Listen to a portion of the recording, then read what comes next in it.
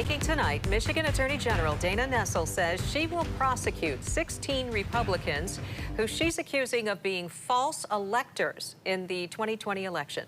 Political reporter Rick Albin in studio tonight breaking down those charges. Rick? There are a lot of them, Brian and Sue. One of those people being charged is the mayor of Wyoming, 69-year-old Kent Vanderwood.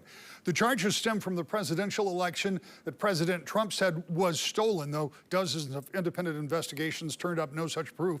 The January 6 riots were an attempt to stop the certification of that election, and the idea of replacing electors was a part of that attempt to change to the outcome of the vote. Vanderwood and 15 others are charged with multiple felonies for allegedly signing fraudulent election certificates claiming Donald Trump won Michigan instead of Joe Biden. Those charges include conspiracy to commit forgery, 2 counts of forgery, 1 count of uttering and publishing. Each of those carries a maximum 14-year prison sentence.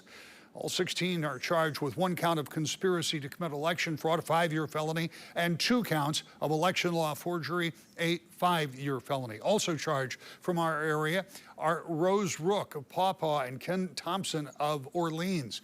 Sean Maddox from Milford, the former co-chair of the Republican Party and the wife of the current state representative Matt Maddox, is also charged.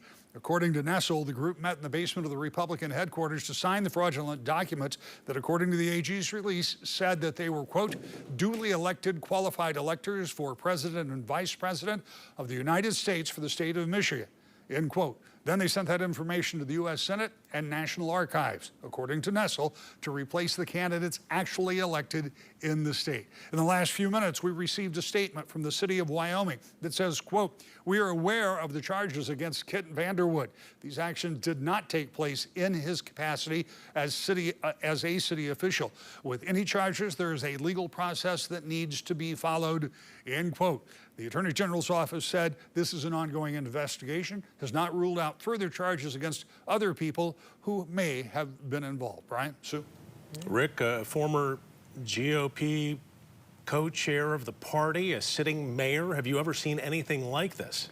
You know, I was thinking about presidential elections. In 1962, the popular vote between Kennedy and Nixon was really close, and some in the Kennedy camp, in the Nixon camp rather, wanted to pursue if all those votes were accurate, and they were kind of pulled back by the then failed candidate. You'll recall in 2016, there were some concerns about, well, even before that, in 2000, remember, it was until mid-December that the states certified the presidential vote, and Al Gore then gave his concession speech well after the election, but there was nothing like this. And then in 2016, in early January, when those votes were being certified, some Democrats in the chamber stood up and tried to object to Donald Trump being certified. And the then president of the Senate said, hold on, we can't have amendments. It's over, folks. This is done. President of the Senate happened to be then Vice President Joe Biden. But I've never seen anything like this. And it'll be fascinating. In fact, I know that we're following this tonight. Taylor's working on a story to get the legal aspect of it, to find out where this might go and what it means for those people who are accused. Yeah, right. A lot more to come.